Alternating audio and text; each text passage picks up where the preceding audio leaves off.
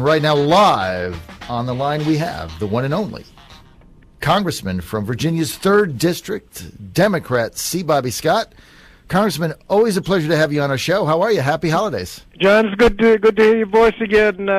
We're doing fine. Happy holidays to you. Well, now, thank you, sir. Look, I gotta start off with a little bit of a controversial thing here because you, first of all, congratulations on getting reelected to Congress. Oh, thank you. But looking at your vote totals, Congressman, there's a lot of concern going on. You were held to under 90%. What's up with that? Well, we could do the best you can. 81% was the best I could do. I mean, we predicted you'd get 90%. So I mean, we got a little egg on our face. Well, what can I say? What can I say? I did the best I could. All right. But I heard you made the prediction. I tried to do 90, but I just couldn't do it. I know. We thought you'd be between 80 and 90. But anyway, fabulous showing. You got your voters out. We can congratulate you on that, and you're going to have to work a little bit harder to get up to that 90% threshold, Congressman. Yeah, we'll do what we can. All right, now, you've been on my show many times, and I remember going back, way back when I was the editorial page editor at one of the Tribune properties, the Daily Press. I went in your office, and you laid out for me a plethora of charts showing that the answer to closing the deficit was basically abandoning the Bush tax cuts in totality. Now we've got a plan to only take those out by the president of those earning over $200,000. The president came back with a plan, Congressman, with another over $200 billion into spending, $50 billion in stimulus. We would count you as one of those in Congress who see the $16 trillion deficit as a real long-term problem for the United States. $16 trillion debt. Trillion dollar debt. The deficit is annual. $16 trillion debt, and then over $1 trillion deficits being run annually. We had Senator Warner on our show on Friday. Now, he said the president's plan's a non-starter. Well, if the president's plan? Yes. None of the plans are specific enough to really know what you're doing. The last, what we're hearing about the negotiations are they're going to extend the tax cuts for that portion of your income under $250,000, but they're going to pay for it with cuts in Medicare.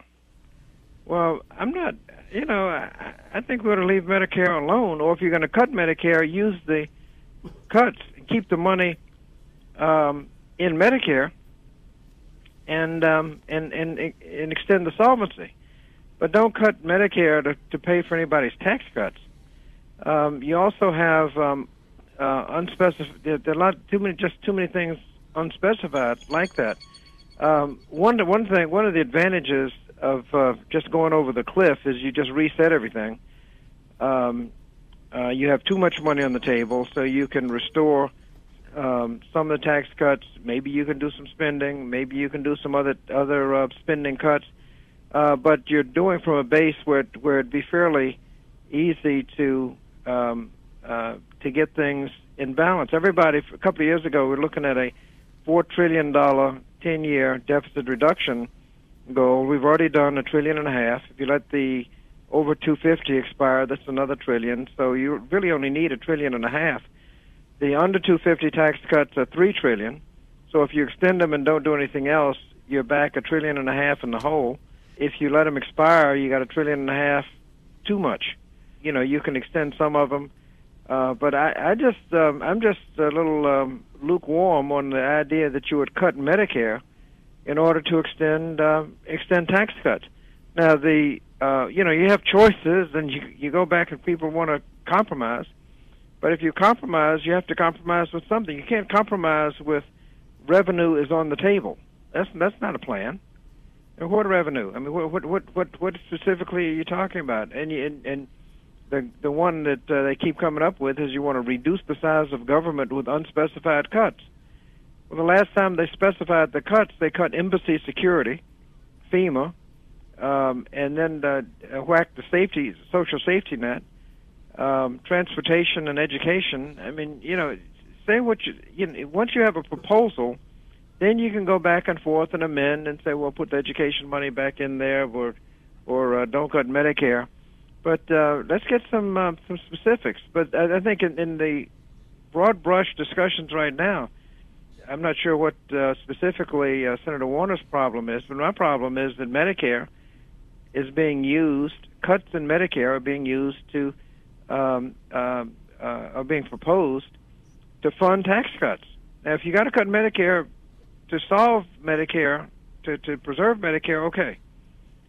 Keep all the savings in Medicare, extend the solvency from 12 years where it is now, maybe 15, 16, 20 years with those savings. But the idea that you would cut Medicare and Social Security in order to preserve tax cuts is troubling. Now, when they start talking about cutting Medicare and cutting Social Security, they always cut it in such a way, well, just increase the age or reduce the cost of living or whatever they're going to do.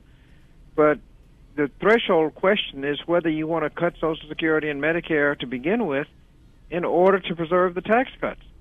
If you don't extend the tax cuts, you don't have to cut anything.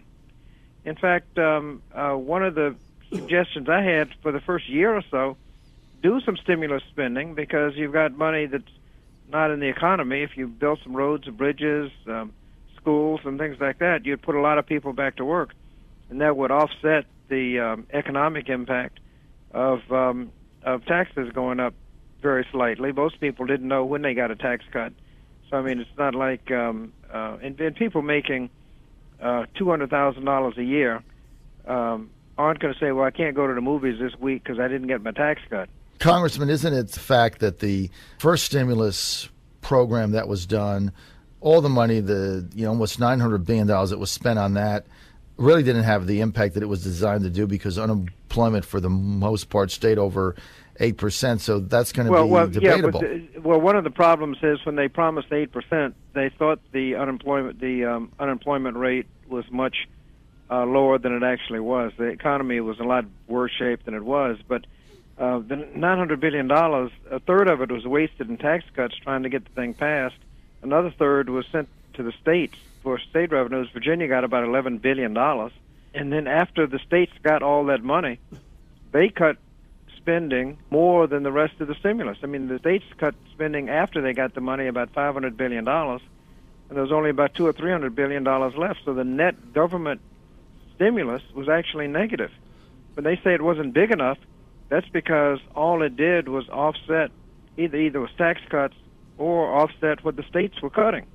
And so the net government stimulus was actually nothing. The other question is, what would Virginia have done without $11 billion in the bank over those 2 years? That's a separate argument. They would have fired people. The only way Virginia has to balance its budget, they would have fired people right and left. They would have put more people out on the street.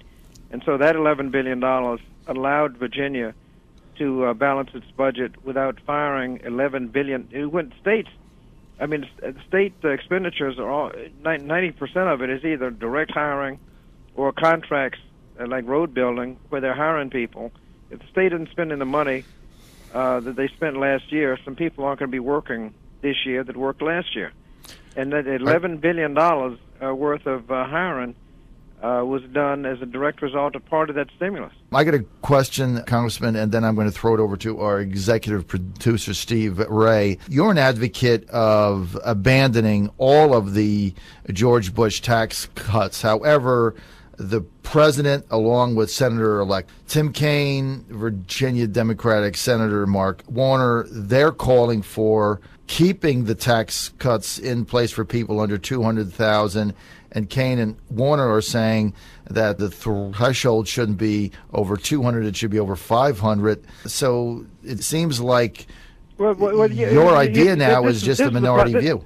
John, you're right. It's a majority. It's a minority view because I am trying to conform my policy to arithmetic, and that puts me in a small minority on Capitol Hill. When you talk about tax cuts, you're talking about them in the abstract. The question is choices. If you move the threshold from 250 to 500,000, that's about $400 billion less you've got to cut. Now, what they say was, I'd like to move it to 500, and people think that's the only part of the equation. No, the other part of the equation is you got to cut $400 billion. That's the number that people are using that's being floated around as Medicare cuts. So let's use complete sentences. I want to move the thread. I want to give people tax cuts not only in the first 250,000, but 500,000, and I'm going to pay for it by cutting Medicare $400 billion. Now, do you like it? How do you like that? How do you like that plan? That doesn't sound like a very good plan to me, Well, Congressman. okay, Let's talk hard numbers then. Okay. You've already got stimulus money that has been approved that isn't spent. I want to get to 2 points in the context of the question.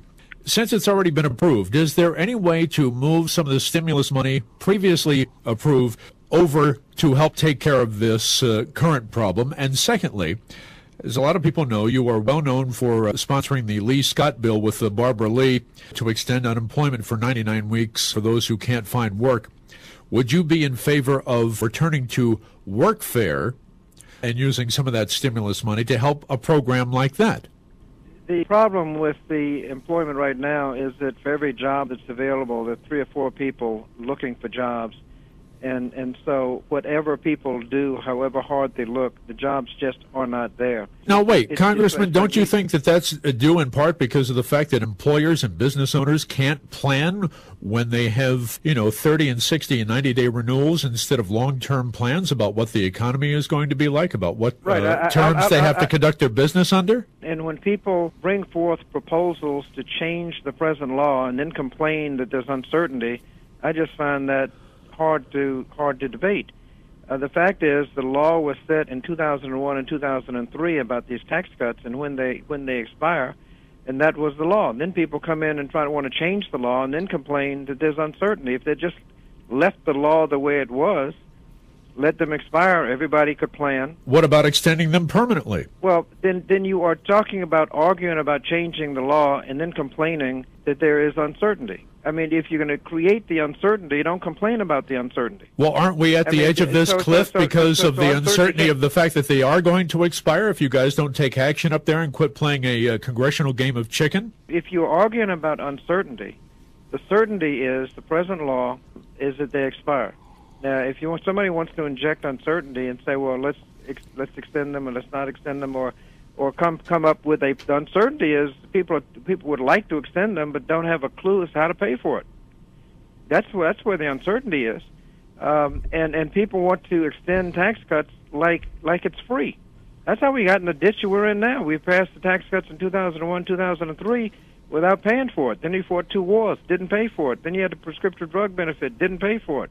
But wait a minute, you can't argue against the prescription drug plan on one hand, labeling it as a program you don't want to have, and yet talk about Medicare and Medicaid in the same breath as something you have to save. These all benefit seniors and citizens around the country, so if you're for these social programs, you should be for them as a whole. I was for Obamacare, but we paid for it. The prescription drug benefit passed without any way to pay for it. All I'm saying is you ought to pay for what you get. I mean, let me tell you, that puts me in a minority in Capitol Hill. Very fair. The idea that you ought to pay for what you get. Now, when the prescriptive drug benefit passed, I thought it was a good idea, but it ought to have been paid for. It wasn't paid for. It just added to the deficit. I'd like to preserve it, but we got to pay. We got to come up and pay for it, and that puts you in a minority around here. And when we talk about taxes, we have to extend the tax cuts. People don't have a concurrent plan on how to pay for it.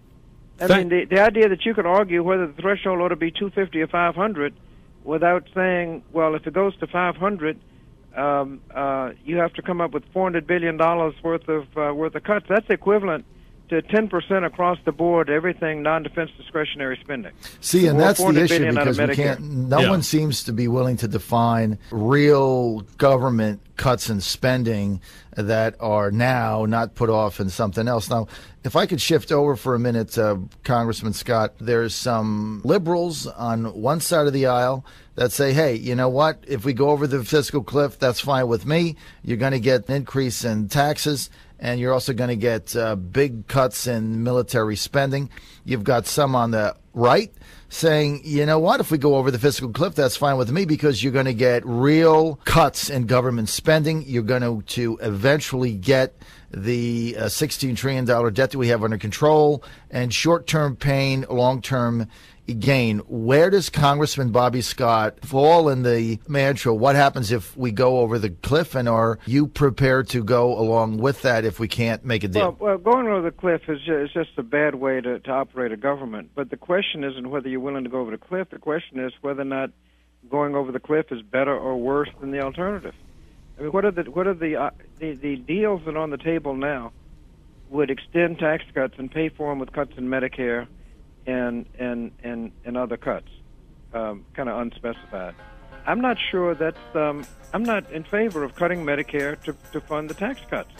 Now, if we go over the cliff, we ought to be able to summarily cancel the sequester because you've got more money on the table than you need to reach your $4 trillion goal.